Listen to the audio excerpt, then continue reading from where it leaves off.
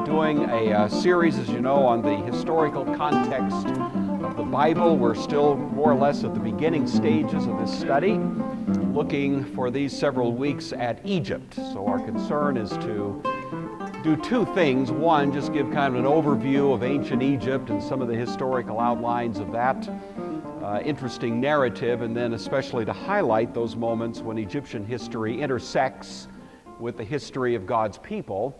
And so last week we looked at the first time, really, that you find in the Old Testament some reference to God's people and Egypt. And that is when Abraham had toured, of course, from Ur over in Mesopotamia up to Haran, and then he came down to Canaan following the call of God to go to that place, but he found himself in Canaan in the midst of a famine.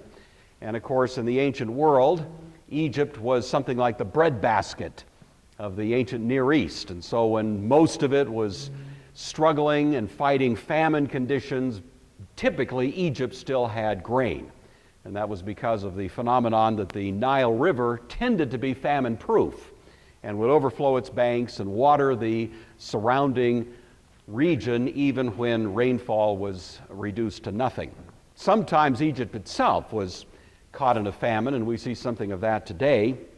But nevertheless, on that occasion, Abraham travels down to Egypt, and as best we can guess, he meets Senusret III, the chief pharaoh of the 12th dynasty of Egypt, and we outlined that story just a little bit last week. So this morning we want to skip ahead. We're going to kind of pick up there and follow the story through to the next time that we find some kind of interaction between God's people and the Egyptians. And that, of course, is the story of Joseph, who was sold by his brothers as a slave into Egypt, and he finds himself once again there, basically in what's called Lower Egypt, northern Egypt, probably under the regime that's associated with the Hyksos. So if you're familiar with Egyptian history, you know about them, Hyksos, and we'll take a little look at that and how that may have influenced the story that we find unfolding in the Scriptures. But what I'd like to do to frame our conversation this morning is direct your attention to Genesis chapter 50. This is toward the tail end of the story of Joseph. I know you all know this story because you've all been to Sunday school, you know, and this is one of those favorite stories of Sunday school drama, in which we find Joseph, of course, the favorite son of Jacob, doted upon by his father because he was born of Rachel, his favorite wife, and so on, and that did engender a certain amount of hostility and resentment and envy among the other brothers, the older brothers, who eventually had basically gotten to where they were fed up with this Joseph and his dreams and all of these special gifts and lavish kinds of goodies that were being piled on this one son. So they decided to take matters into their own hands, and they sold him, as you know, as a slave to passing Ishmaelites into the Egyptian region, and they assumed they'd never hear from him again. And in the ongoing story, the drama, of course, Joseph, after a lot of adventures and misadventures, finds himself as what's called the vizier, something like the prime minister of Egypt, which was a known office at that time, and clearly that was the position in which Joseph was installed. And it was on that occasion, in the midst of a famine, that the brothers show up. Joseph recognizes them, but they don't recognize him, and he jerks them around a little bit, you've got to say. You know, he's testing them. He wants to know if they're the least bit repentant over the way that they had treated him, abused him earlier. And so he orchestrates a situation that basically puts the younger brother of Joseph, Benjamin, into a similar posture vis-a-vis the other brothers as Joseph himself had once been. And he's testing them to see whether or not they've had a change of heart. Are they going to be as vicious toward Benjamin as they had been toward Joseph? And Joseph, of course, is able to satisfy himself that there has been a change of heart. He discloses his identity to his brothers. They are mortified, to say the least. But Joseph assures them of his forgiveness. He who now holds them in the palm of his hand, you know. And he yet nevertheless extends to them the most gracious forgiveness and mercy. But now the story that we find in Genesis 50, which I'm using to set a context for our conversation today, is after Jacob has died. And the brothers are fearful that the only reason Joseph has been nice to them is in deference to the old man. And now Jacob's dead. And maybe Joseph is going to see things a little differently. And now maybe he's going to exact his revenge. And so the brothers come to him, and this is the account of that conversation. So if you found your way there, it's Genesis, the last chapter of the book of Genesis. And we'll pick up at verse 15 and read down to the end of the chapter. This is the word of God. Realizing that their father was dead, Joseph's brothers said, "What if Joseph still bears a grudge against us and pays us back in full for all the wrong we did to him?" So they approached Joseph, saying, "Your father gave this instruction before he died. Say to Joseph, I beg you, forgive the crime of your brothers and the wrong they did in harming you. Now therefore, please forgive the crime of the servants of the God of your father." Joseph wept when they spoke to him. Then his brothers also wept, fell down before him, and said, "We are here as your slaves."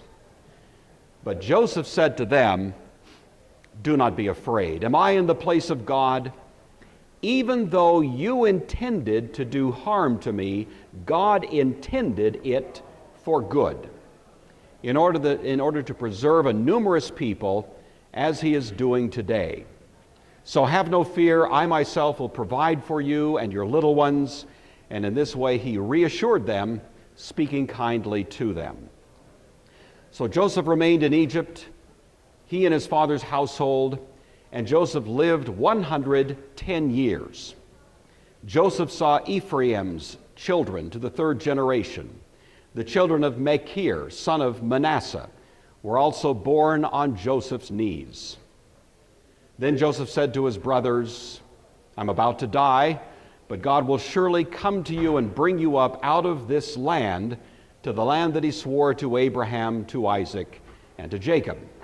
So Joseph made the Israelites swear, saying, "When God comes to you, you shall carry up my bones from here." And Joseph died being 110 years old. He was embalmed and placed in a coffin in Egypt.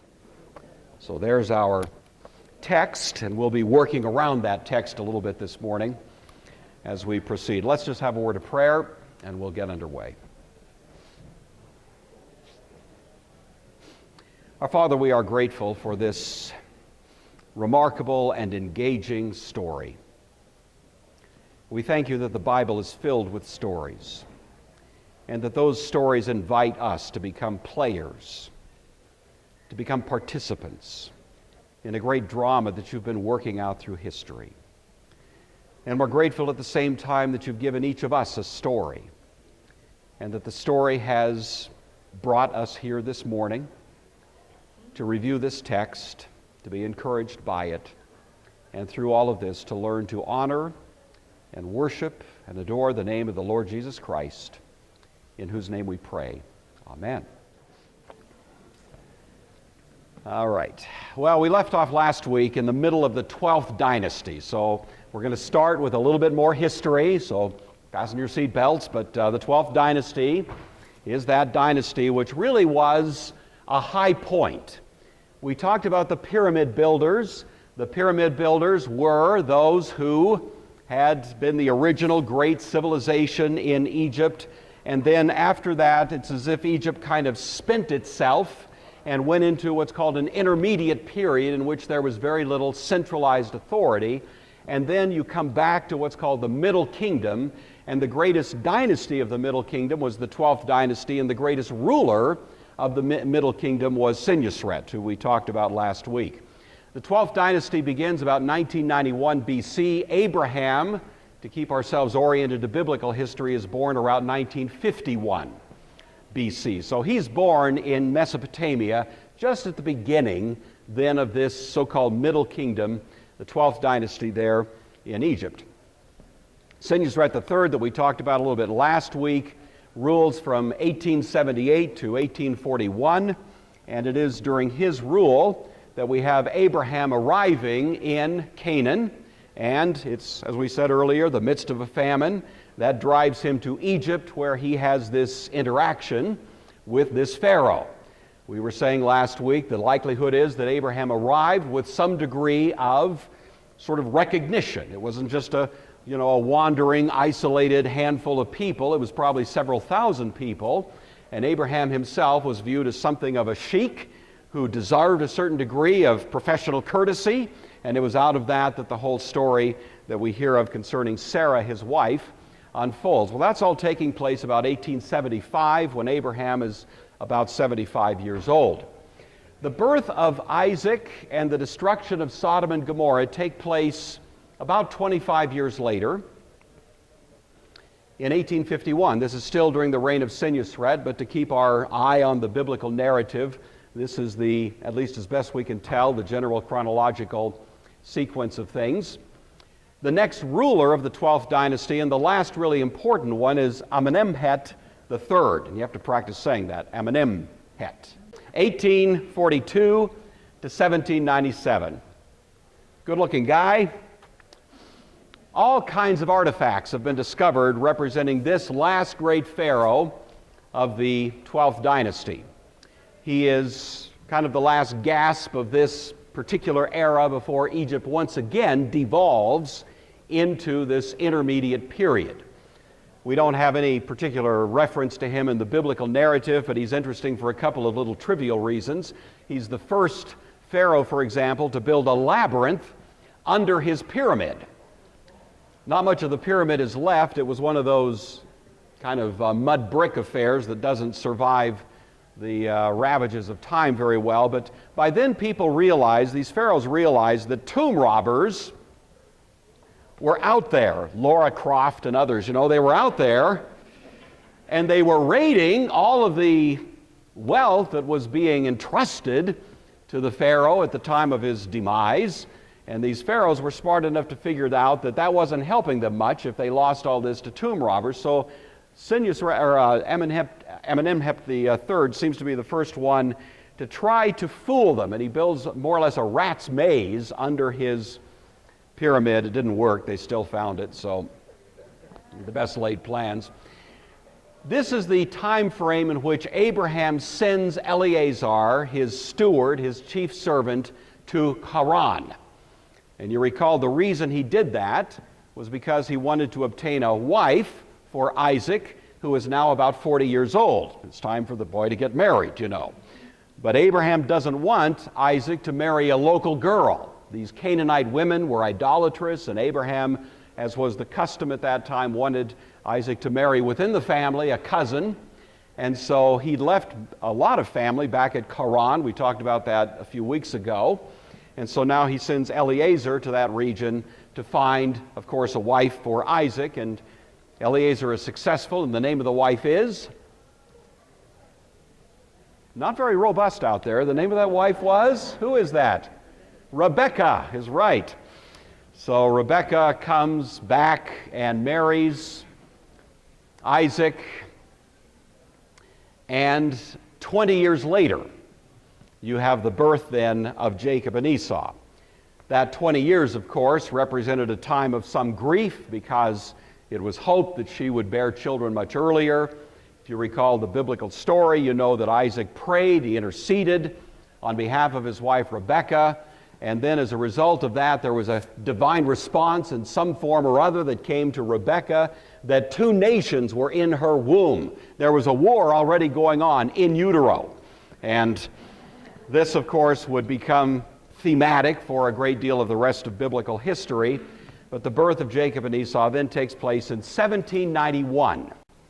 So we are now into this time in which we see the end of the 12th dynasty of Egypt and the beginning, as I say, of an intermediate period.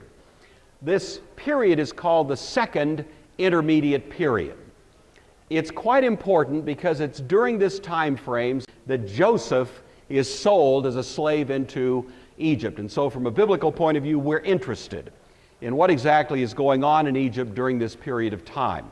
It is first and foremost a time in which there is decentralized authority. There is no one great pharaoh ruling over the entire land.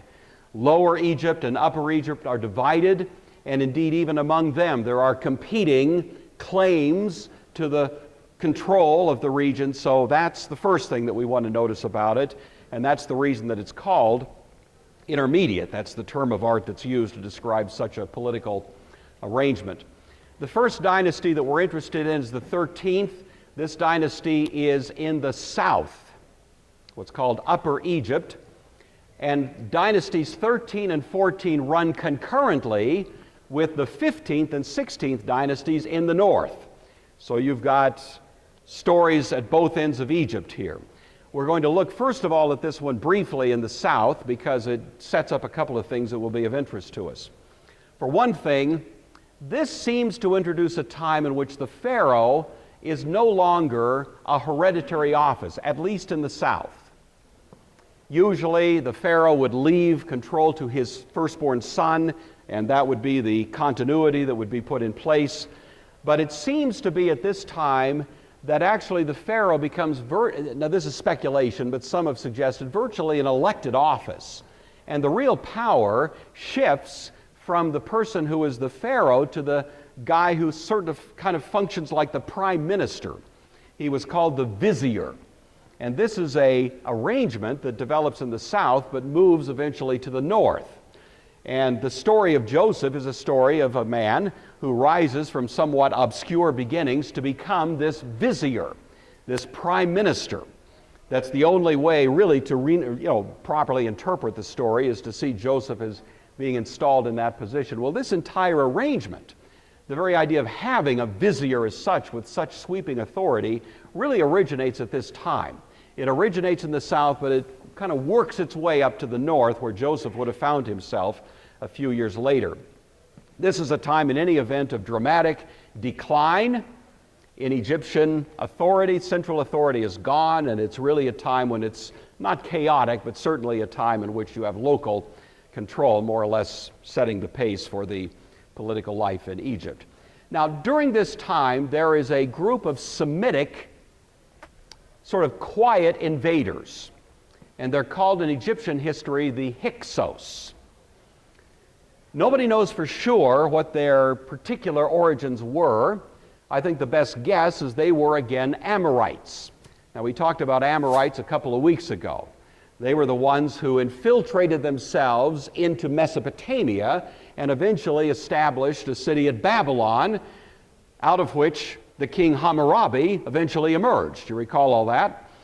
There will be a test. You got that, don't you? Well, it may be the same Amorites. They were kind of people that wandered around. They appeared a little bit rude to others who observed them, but they were pretty smart.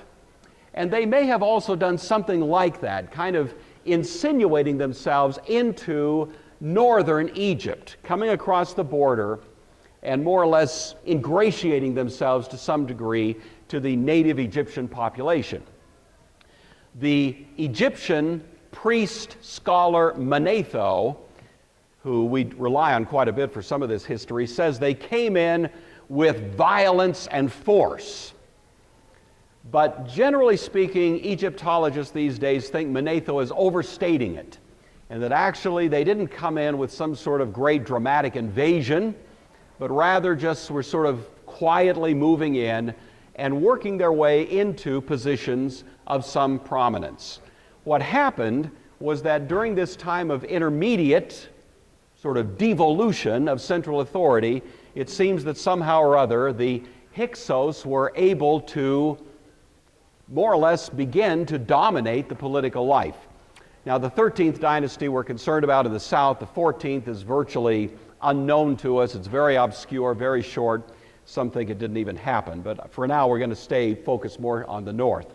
The Hyksos were Asiatic or Semitic. They are not native Egyptian. They migrate in during the latter part of the 12th dynasty. There's quite a bit of sort of artistic description of these people, a lot of it, in fact. If you're familiar with the way that Egyptians would portray themselves, then you'd notice immediately that these Hyksos look different. Their hair is different, their dress is different. The fact that they are associated with livestock here is, again, a distinctive about them. And there's quite a bit of points where these people were quite different from the native Egyptians, but very similar to the Semites who lived in Canaan and in other parts of the Near East. And what's interesting to us, of course, is that Joseph is a Semite, you see.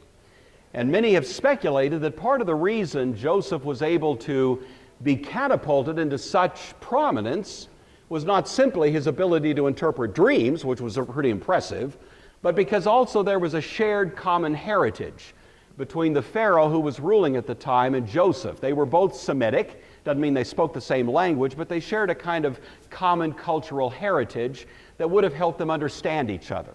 And it may be that the Pharaoh's willingness to trust Joseph as rapidly as he did was driven in part by the fact that he recognized in Joseph something of his own heritage.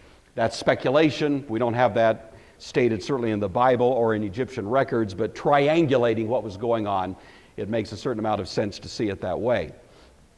What happens is with the collapse of central authority, these Hyksos began to exercise greater control, and the 13th and 14th dynasties in the south therefore take place concurrently with the 15th and 16th dynasties in the north. And the 15th dynasty especially is called the Hyksos dynasty. It is later hated by the Egyptians. They despise the idea that foreigners were ruling. And so the Hyksos are eventually driven out, and their memory is largely expunged from the records. But nevertheless, we've been able to uncover enough about them to have some idea what was going on. And that's kind of the basic political backdrop now for Joseph coming to Egypt. It's during this period of time. So it's an overlapping dynasty with the south, with Upper Egypt. It's a time in which these kings were called the Hyksos, or shepherd kings. That itself would be unusual because the Egyptians prided themselves more for being agrarian. They were proud of their grain crops. That was the focus of their wealth-producing capabilities. They did, of course, have livestock, but they tended to boast in a different kind of enterprise. But the Hyksos were associated with being more of a kind of livestock-oriented type of population, which again would fit more with their kind of Semitic background. Specific records concerning the Hyksos era are scant, spotty, incomplete. Two reasons for that. One, the Hyksos themselves were much less interested in leaving archives for the ages. The Egyptians kind of liked it. They had that sort of religion of timelessness. The pyramids and their structures generally stood for an idea of leaving a record of their exploits that could be read by people like us several thousand years later. The Hyksos didn't have that cultural heritage. Most of what they built was mud brick. It didn't survive very long, and that's part of the reason we don't know much about this period. The other is because the later Egyptian rulers wanted to get rid of all memory of them, and that didn't help either. So on two counts, we kind of lose a lot of the detail that would have been associated with them. We do know this, that if we go back to the very earliest period of this Hyksos era, then it puts us in about the year 1720. That's when the Hyksos were more or less arriving in some force and beginning to make a visible expression of their presence there. And it continues until the year 1570. That's a pretty firm year. That's the year of the rise of the 18th dynasty and the so-called New Kingdom. It's under the 18th dynasty that the Exodus takes place. So we have quite a paradigm change from the Hyksos era earlier to the 18th dynasty and the pharaohs that were hostile to Joseph and his memory that come in the beginning part of the 18th dynasty. So this is the time we're interested in. As I say, the internal history is not well known. You read Egyptologists on this, and they'll say they've got some names of pharaohs. They can't give real good information on the dates and so on. But what I'd like to do is overlay that era then with what's happening in biblical history. and especially the story of Joseph. So let's just work through this. This is familiar to you. This is Sunday school material, but hopefully you recall it, and I'd like to put some dates on some of these events. Jacob flees from Esau, going back up to Haran in about the year 1720. Now, you may recall he was born in 1791, and that may make him a little older than you were expecting at this point. Remember, he lived to be 130. And if that chronology is correct, then this puts him in kind of his middle age. He's still young. He's still more or less in his prime, even at 60, 70 years old, you know. I mean, hey, I'm 60. So that's the way it is, and he, much more, I'm sure, than I, was in this prime of his life. So, but he does have this falling out with his brother. Esau and Jacob had been tussling with each other from birth. Jacob basically swindles Esau out of his birthright when he sold him a mess of pottage, you recall that. And then some years later, he is able, under some kind of subterfuge, to also get the patriarchal blessing. And Esau, that was it, you know, enough of this guy. Jacob realized that he was in trouble, and so he flees with not much more than the clothes on his back and heads north back to that region of Haran, where there was extended family still residing and so on. So that's going to take place about 1720, about the time that the Hyksos period is beginning in Egypt. We have Joseph taking off. He's there for about 20 years. You recall the story. He works 7 years for Rachel, and then he gets Leah. So he works another 7 years for Rachel, and he gets Rachel. He probably got her earlier than that second 7, but nevertheless, the story, you know the story. And then he's another 7 years there, working for the wages that eventually are paid to him in the form of crops, or not crops, but livestock and so on that are given to him basically as a result of his labors. And God blesses him richly. And so he leaves then, after some 21 years, a wealthy man. Just before he left, we have the birth of Joseph. Joseph is born of his favorite wife, Rachel. You know the whole story. He fell in love with Rachel, but she couldn't have any children, it seemed, for a long time. So Jacob had children by the concubines, by Leah and so on. But eventually, toward the end of this era that he's there with his father-in-law, Laban, he does have a child by Rachel, and that child is Joseph. So he's born about 1700, thereabouts, and that's just before Joseph now leaves Haran, heading back for Canaan. He's fleeing from Laban because Laban is pretty resentful of all the blessings that have befallen Jacob, and it seems that anything Jacob does is blessed and so on. You recall all of that, and so he has to leave more or less under dark of night. Laban catches up with him. They kind of strike a truce, and there it is.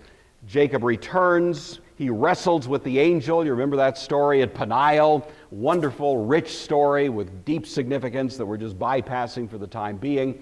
And then he, of course, reconciles to his brother Esau, and that all takes place in about this time frame. All right. If Joseph was born in 1700, then at 17 years old, which would be 1683, his brothers sell him as a slave to the Egyptians. This would be right in the middle of the Hyksos era. And so we would understand that Joseph now is showing up at a time of decentralized authority when Semitic rulers are controlling Egypt. And that, of course, in itself should at least suggest to us something of how God in His providence is preparing the way and making a way for the drama that's going to unfold. Joseph shows up in Egypt, and of course he's sold into the house of Potiphar.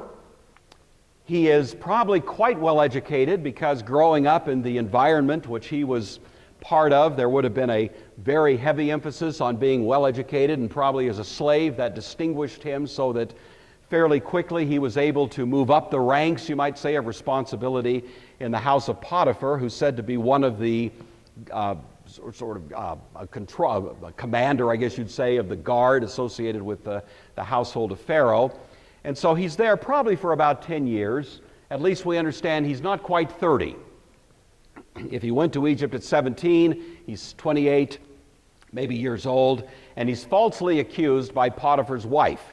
He had grown from being a teenager to being a good-looking guy, 28, 29 years old. He became the object of the desire of the wife of Potiphar. She makes solicitations toward him to his credit, and somewhat shocking to most men who ever read the story, Joseph rebuffs all of that and runs for cover. And of course, as a result of that, she is angry and she accuses him of attacking her. You know the whole story. He winds up then in prison.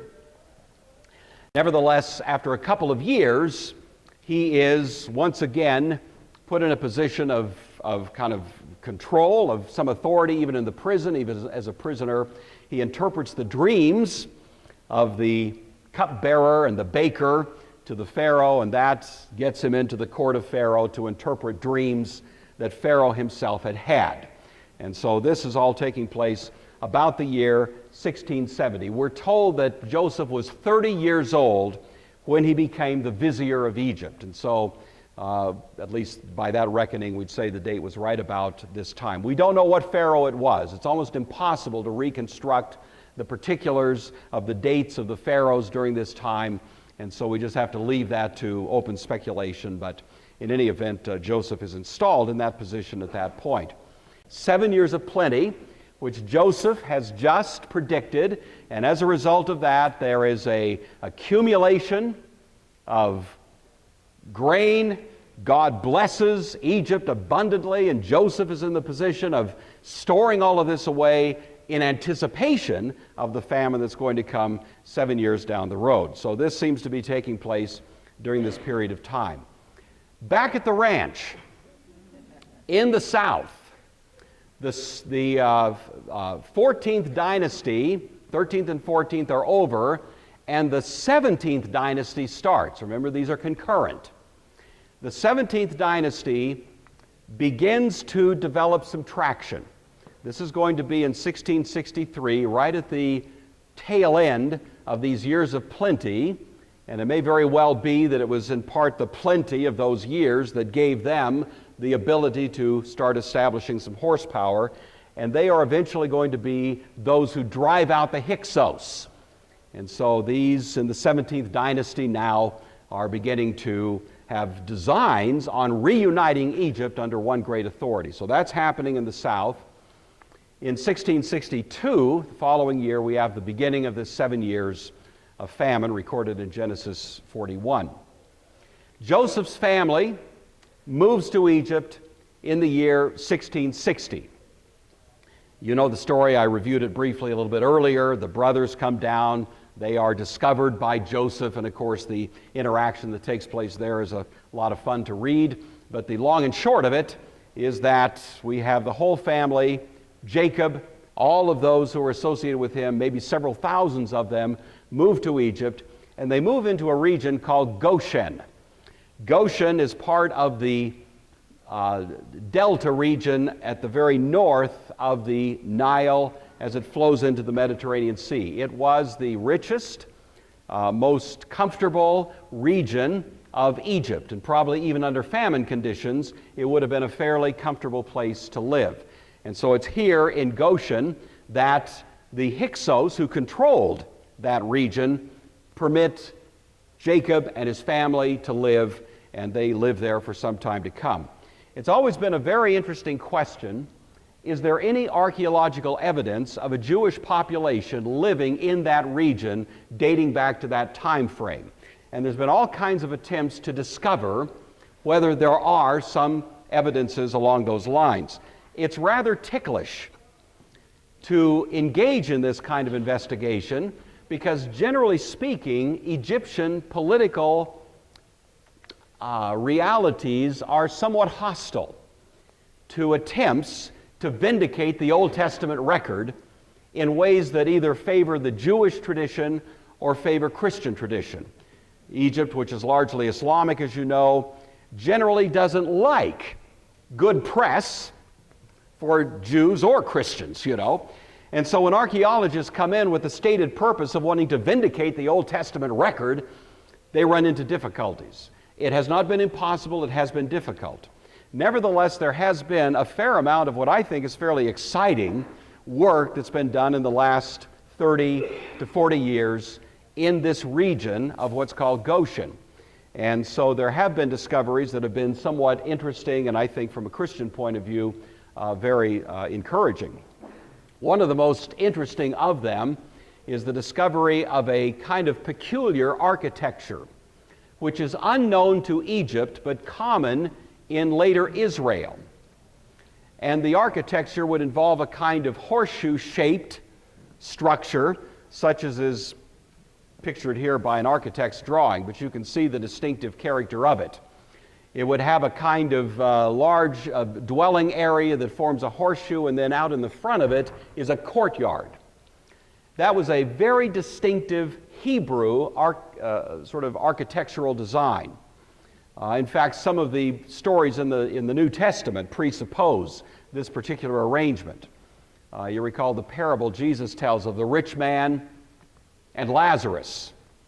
And the picture there is the rich man is having breakfast, eating a Danish and drinking coffee and reading the Wall Street Journal. And at the gate, visible to him, but just outside, would be this poor man Lazarus. He's essentially on the street, but he is in a situation where he can see. And it says he would be happy to have some of the crumbs that fell from the guy's table, but he was not permitted to enter. That story presupposes this kind of arrangement. When Jesus is on trial, the home of Caiaphas was arranged this way. So Peter is in the courtyard outside warming himself as Jesus is being, carried back and forth from one room to another in this sort of railroad trial that's going on. And that's why Jesus could actually look Peter in the eye while Peter is outside warming himself, because Jesus is being taken across that courtyard from one room to another. The point here is, you don't find Egyptians building houses this way, but we have found in the Delta region there this kind of distinctive architecture, and at least suggests that there was a Hebrew or at best a Semitic population that was there, and it dates back to this time frame. So I think those who watch these things are quite intrigued by it. All right, so this takes place in 1660. 1646, at 130 years old, Jacob dies. Jacob has been reunited with his son, thinking he was dead. This is a wonderful reunion and a wonderful kind of change in all of the expectations that Jacob otherwise had. And so those last several years, we can be happy about the way in which the life of Jacob wound up being much better than he had certainly anticipated.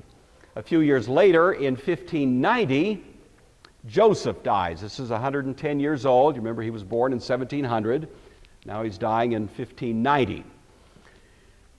The Hyksos are driven out by the 17th dynasty in 1570, only 20 years later. And that is a great change in the political environment of Egypt. We hear that the first pharaoh of the 18th dynasty, it says a pharaoh rose who did not know Joseph. Well, it isn't that he never heard of Joseph. That was fairly recent history. He didn't know Joseph in the sense of having any regard for him or respect for him, because Joseph was Semitic, Joseph was associated with the Hyksos, and all those Hyksos were hated. And part of what the new dynasty wanted to do was get rid of every memory of the Hyksos, get rid of every favorable comment about them, and pretend it never happened. And so the 18th dynasty represents a dynasty of deep hostility, not only to the Hyksos, but to the remaining Hebrews, who of course were still in Goshen and now become the target of a very different political attitude as they begin to be reduced to slave status. And that slave status is going to continue for another 100 years or so. The Exodus will take place in 1450 in round numbers, and this dynasty comes in 1570. So it's about 120 years later or so that we have those events taking place. So this is kind of the basic lay of the land, and I'd just like to come back to the text that we were looking at and comment briefly on it in the few minutes that we have left. You recall what Joseph says to his brothers. His brothers come to him, and they are in fear for their well-being. They think that Joseph is now going to exact from them the penalty that they richly deserve to pay for the way in which they had abused him earlier. And Joseph makes a most remarkable comment at that point. He says, wait a minute, guys, am I in the place of God?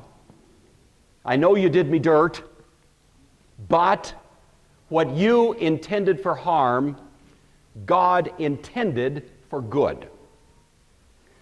And that's become one of the most important verses in all the Bible, a kind of almost classic reference to an idea which is sometimes difficult to wrap our brains around, but is taken for granted biblically, that God can use even bad circumstances, awful events, wicked, horrific kind of strategies of man to accomplish his purposes.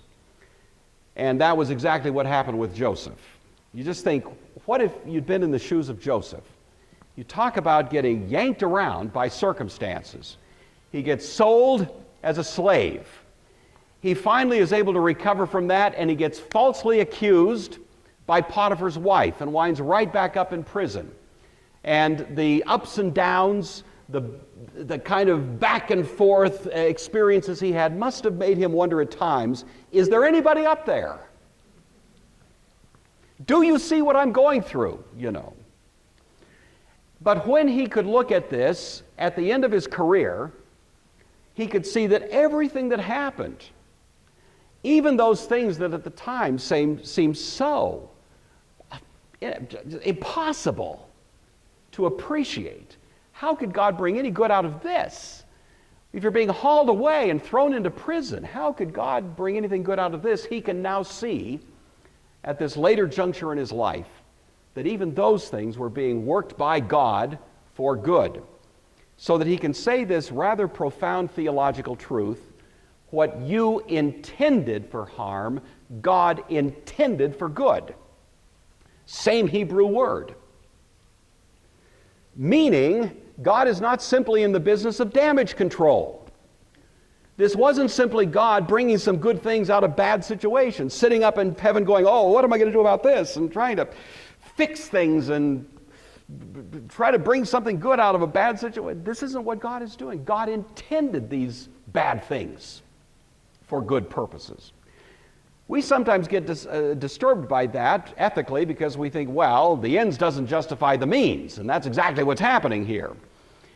The reason ends and means ethics don't work for us is because we can rarely correctly predict the ends that will be produced by our means. We are finite, we are limited, we don't have the ability to predict all of the vicissitudes of circumstance. So if I try to bend the rules today, thinking that some good thing is going to happen tomorrow as a result, that is presumptuous in the extreme. I'm much safer to simply do the right thing and trust God. But if you happen to be God, then you can, in fact, orchestrate both ends and means. And you can use the very evil intent of a wicked person to accomplish a glorious conclusion. Now, my friends, some of you are in the midst of difficult, hard circumstances. I don't know that by looking at you. You look fine. But you know and I know that in every one of our lives, there are things right now where you're asking yourself, how could this possibly be of any good? You're thinking that. Something may have happened in the last week and you're going, could this possibly have any use? Trust God. Learn from Joseph. What somebody may be intending for your harm, God is intending for your good. Amen? And so look with thanksgiving on these things. Exercise that wonderful biblical commodity of faith that says, even though I don't see those ends, nevertheless I see the God whose hand is working in these circumstances by his providence to produce them. And every one of you in this room who's been a Christian for a few years knows how you can look back on hard moments in your life and see today how what seemed at the time an impossible situation was used by God for some good end. And today you're grateful for it, even though at the time it seems hard to believe that you ever could have been so grateful.